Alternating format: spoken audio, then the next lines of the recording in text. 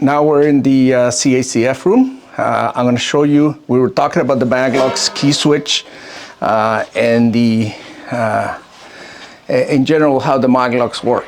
Okay, so the actual key switch, they're located here. So we have two key switches. Okay, they're going to be labeled here. One is going to be for the Maglocks themselves, and the other ones we have elevator control. Okay, and that key switch is to enable the security feature, or pretty much to turn them on and off. So if you want to keep them secure, you can come to that key switch, turn it on. If you want to disable the security feature in the elevators, you can come to the key switch and turn that off. Okay, now like I said, there's lights here. Okay, there's a light, there's an LED light at the bottom. Okay, and you can see on both of them, they're off completely. When the LED is completely off, that means that the power supply, in our case, the Maglock power supply, it's off completely. Okay, that's if you see that light, that means that you have to go down to the P1 communication room and reset that GF5. Okay, once. No, physically downstairs. So if there's no light, it means that the system is completely off. It's not getting power. Okay, so you have to go downstairs to P1 security room, reset that GF5. Once you reset it, the LED will come on red. Okay, red means that the system is off. Now it's got power, but it's off. Okay, if you have no fire alarm, then you can actually turn clockwise past the pressure point, hold it 3 seconds, let go, and that LED will go green. When it goes green, it means that the system is back on again. So it's armed. So your Maglocks are engaged. Okay? Same thing with the key for the key switch for the elevator. Okay?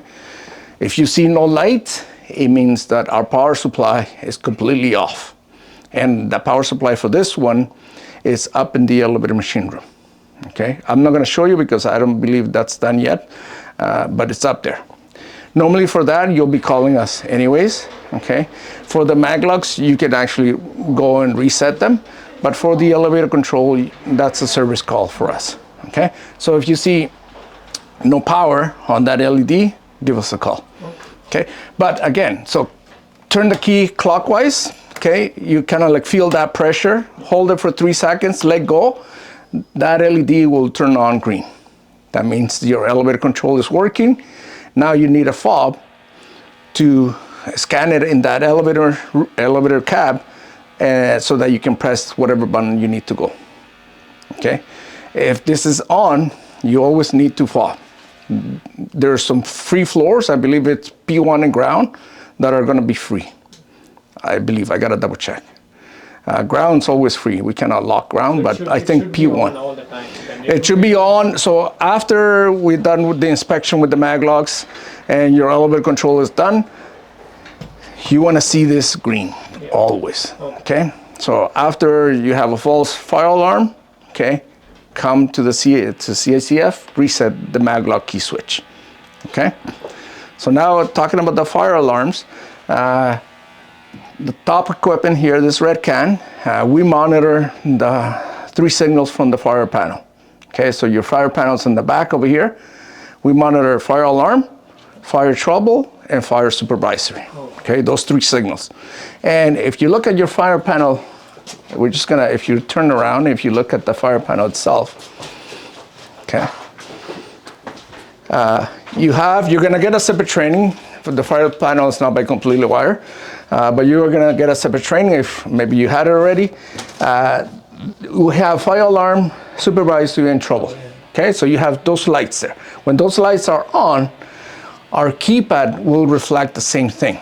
Okay, so if you look at the keypad here, okay, it's telling us that we have some open zones, and it tells you that you have fire trouble and fire supervisory open. Okay, so those are the same 3 signals that we monitor. When any of those goes on, okay, so if it's a fire alarm, I'm going to change the label. Our monitoring is done by API. Okay, that's the correct number and that's the correct account number, but we do have an actual a proper label so you can see it. So when there's a fire alarm, okay, API will dispatch the fire department right away. Okay, after they dispatch the fire department, they'll start calling whoever's on that list. So there's a call list. Right now, the building construction has the call list set up for them right now.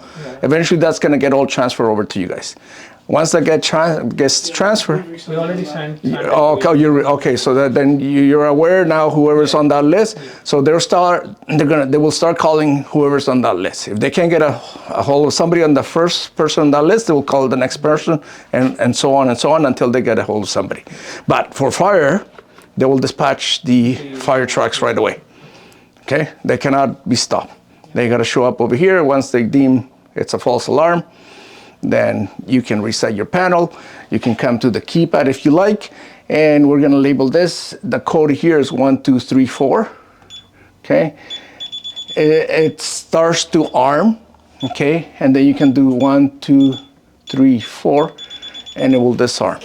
The signals are monitored 24/7. So I could have this arm, I could have it disarm, it does not matter.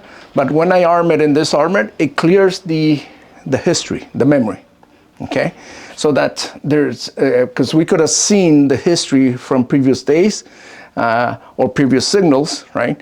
But by me clearing 1, 2, 3, 4 and 1, 2, 3, 4 again to disarm it, now I don't have any history. I only see the open zones, okay? It's just so that it's easier to see when an open zone it's active, right? So 1, 2, 3, 4 to arm, 1, 2, 3, 4 to disarm. Okay, and I'll label that right there. Okay, so like I said, we have a couple of open zones. So we talked about fire alarm. The next one's fire trouble. Okay, and you do have a fire trouble right now. So fire trouble is zone number 2. Okay, fire trouble. The API will just call.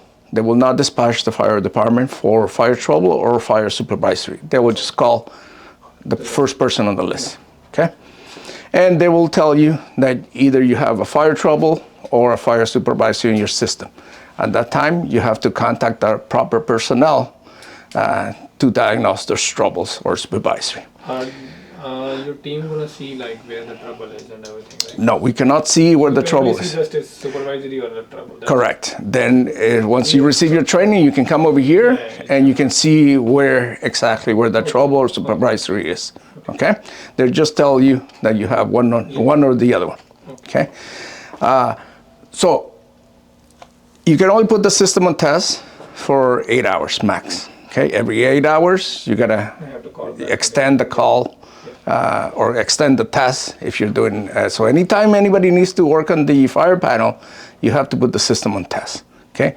So you call API 1-800-268-6870, you give them the account number, you give them your password, tell them how long you're gonna put the system on test, okay? If they're done sooner than what it was expected at the time, you can call back again and cancel, put it on normal. Okay, but always remember to put it on test. Okay, fire trouble, fire supervisory. Eventually, they'll keep on calling you, and after a certain time, they will not accept either one to be on. Okay, and they may they may require a 24-hour watch. Okay, so that's by code. Okay, but you know. Just try and get those troubles and supervisories resolved. Okay. The fourth signal that we API checks is when somebody opens the can itself. Okay, so we have a key here. This key, normally we like to keep it there since the room is secure. But we can take it off and we can keep it with all the keys. But what I do find is sometimes those keys get lost. And when we need to come and service it, we don't carry my service equipment, service personnel don't carry. Not all of them carry keys for the fire panels. So some of them may not be able to open it. Okay. So anytime somebody opens this panel, API will get a signal and they will call. Okay? They will advise you that somebody is working on your panel. Make sure that somebody is working on your panel that's life safety trained. Right? This is special people that get to open this panel and work on this. It's life safety equipment. Okay? Not everybody's certified on this. Okay? Any questions with this? Straightforward, right? So just remember to put the system on test before anybody works on the fire panel. Okay, thank you.